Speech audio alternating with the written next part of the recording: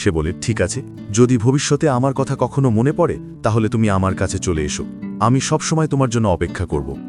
লিংশিয়াও বলে, হ্যাঁ, আমার যেতে হবে, আমার কিছু গুরুত্বপূর্ণ কাজ আছে যা এখনই সম্পন্ন করতে হবে।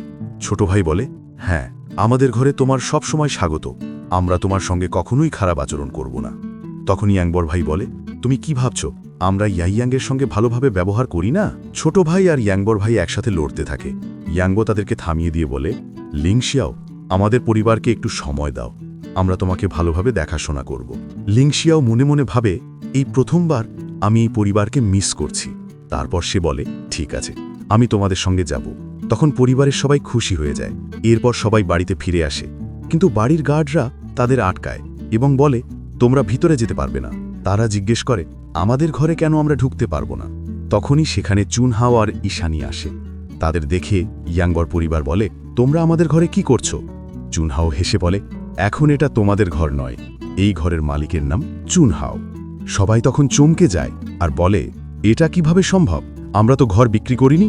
তখন তারা বলে, তোমরা ঘর বিক্রি করনি তাই না, কিন্তু তোমার বাবা আর দাদি পুরো সি গ্রুপ এবং ঘরটা সহ আমার কাছে বিক্রি করে দিয়েছে। সবাই তখন হতবাক হয়ে যায়। ঈশানী তো চুনহাওয়ের সঙ্গে ঘষাঘষি করে আর বলে, এ ঘরের মালিক, এই দেখো ডকুমেন্ট। যা দেখে সবাই আরও চমকে যায়। এরপর ভিতর থেকে ইয়াংবর বাবাকে আর দাদিকে ধাক্কা মেরে বের করে দেয়। সবাই তখন বলে, এসব কি হয়ে গেল? ইয়াংবর মা তো তার বাবার কান ধরে বলে, তুমি আবার ক্যাসিনোতে গিয়ে সবকিছু হেরেছ? সে বলে, না না, সে শুধু কৌশলে আমাকে দিয়ে সাইন করিয়েছিল।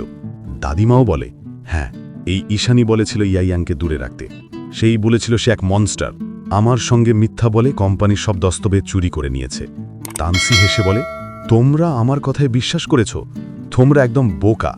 লিংশিয়াও তখন ভাবে, ঈশানী আমাকে যে পাউডার দিয়েছিল, অর্থাৎ দাদিমাকে, তার মধ্যে কি কোনো অশুভ আত্মা আছে যেটা আমি ব্যবহার করতে পারবো না?